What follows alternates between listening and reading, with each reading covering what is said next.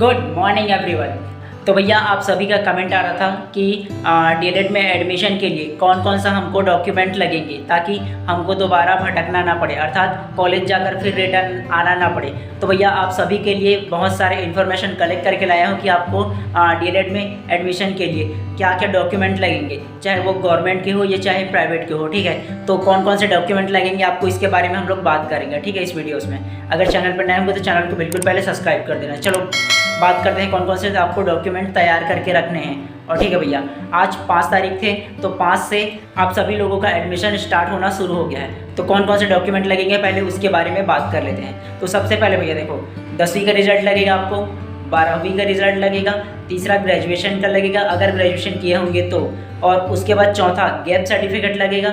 अगर आपको 12th के बाद या ग्रेजुएशन के बाद आप गैप किए होंगे 1 साल 2 साल तो वो गैप सर्टिफिकेट वो भी लगेगा भैया। ठीक है, और अगर बात करेंगे कि ये गैप सर्टिफिकेट बनता कहाँ से है, तो आपके जो नज़दीकी में जो नोटरी ऑफिस होगा वहाँ से आपका गैप सर्टिफिकेट जो होगा वो बन जाएगा। ठीक है, उसके बाद भैया लगेंगे आपके टीसी अर्थात ट्रांसफ़र सर्टिफिकेट लगेगा, और उसके बाद लगेगा सीसी अर्थात कैरेक्टर सर्टिफिकेट। ठीक है, और उसके बाद माइग्रेशन आपका मस्ट है, उसके बिना आपका एडमिशन नहीं होगा, तो माइग्रेशन जरूर रख लेना। ठीक है, और उसके बाद 7वें नंबर में जो आता है वो प्री डीएलएड का रिजल्ट, अर्थात जब आपने एंट्रेंस एग्जाम दिलाए होंगे, जितना आपका नंबर आया होगा, जिसके माध्यम से आपको कॉलेज अलॉट हुआ होगा अर्थात आपको कॉलेज मिला होगा, तो उसका नंबर को आप पहले प्रिंट आउट करके रख लीजिएगा। ठीक है, उसके बाद क्या लगेगा, अलॉटमेंट लेटर, अर्थात आपने एससीईआरटी के वेबसाइट पर जब आपने अपना काउंसलिंग कराया होगा, ठीक है, तो उसमें से जो कॉलेज आपको अलॉट हुआ होगा अर्थात मिला होगा, ठीक है, उस कॉलेज से एक अलॉटमेंट लेटर आपके जो फॉर्म है उसमें आया होगा, तो उसको डाउनलोड करा लेना। अगर डाउनलोड नहीं कर सकोगे तो कोई भी चॉइस सेंटर चले जाना, अपना रोल नंबर लेके वहाँ आपको अलॉटमेंट लेटर निकाल के दे दिया जाएगा।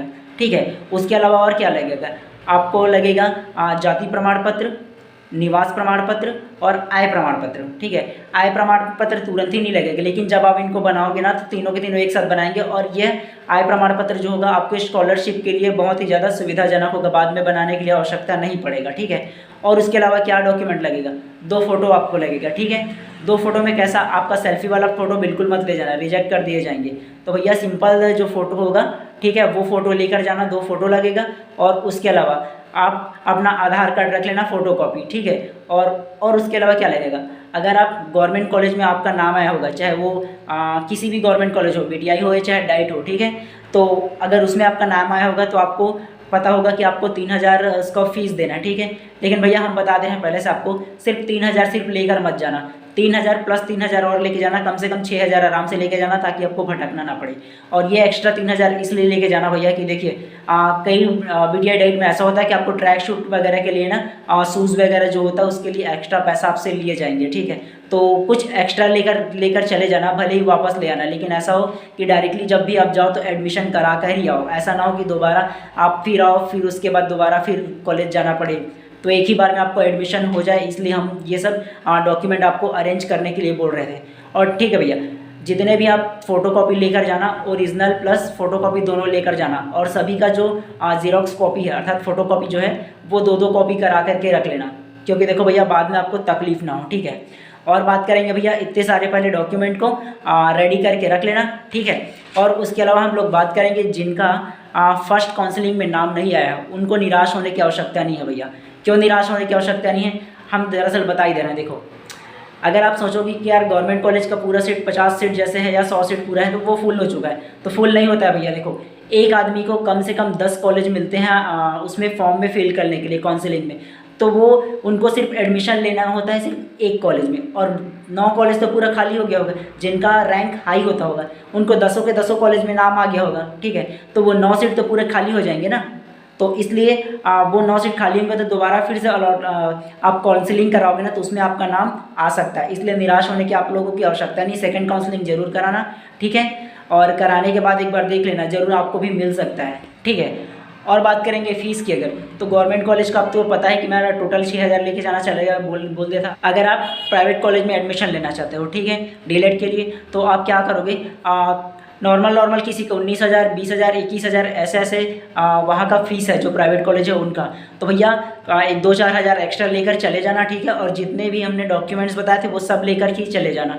तो आपका जो एडमिशन है वो आराम से हो जाएगा, किसी प्रकार का दिक्कत होने वाला नहीं है, ठीक है भैया। और बात करें कि पढ़ाई वगैरह की, यार इक्वालिटी होता है, पढ़ाई वढ़ाई का कोई भी टेंशन मत लो।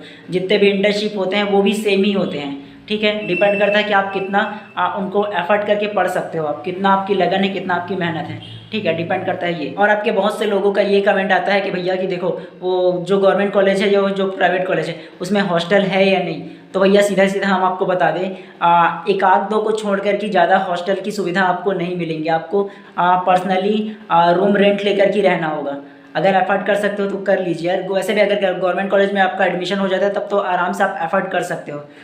कम से कम आपको 3,000 पर मंथ तो लगेंगे ही, ये मान के चलो।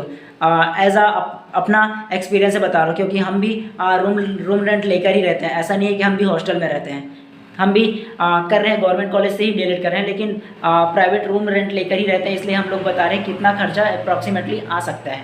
और भैया देखो, कईयों का ये क्वेश्चन आ रहा था कि देखो सेम नंबर वालों का, सेम कैटेगरी वालों का देखिए उनका आ जाता है, उससे कम नंबर जिनका है उनका कॉलेज में लिस्ट आ गया है, लेकिन उनका जिनका नंबर ज़्यादा उससे आया उनका नहीं आया।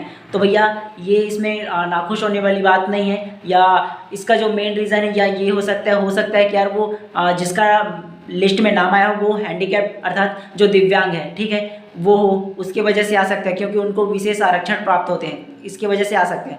तो भैया आप लोगों को भी निराश होने की आवश्यकता नहीं है। अगर फर्स्ट लिस्ट में नहीं आया है तो सेकंड लिस्ट में ज़रूर ही आ जाएगा, ठीक है। थोड़े से धैर्य रखिए, धीरज रखिए, आ जाएगा आपका भी। और भैया देखो, हमारी तरफ से जितने भी लोगों का गवर्नमेंट कॉलेज में नाम आया है उनको सभी को बहुत बहुत बधाइयाँ।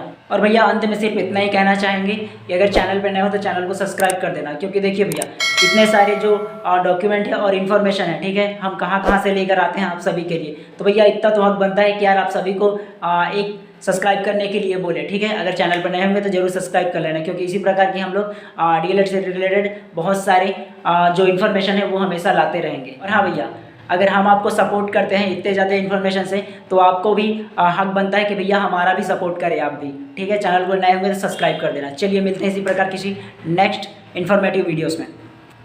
और हाँ, अगर आपका किसी प्रकार के भी क्वेश्चन हो तो ज़रूर कमेंट करना, हम आपको कमेंट को पढ़ेंगे, आपके क्वेश्चन को पढ़ेंगे और ज़रूर कोशिश करेंगे उसका रिप्लाई करने के लिए, ठीक है। चलिए मिलते हैं किसी नेक्स्ट वीडियो में।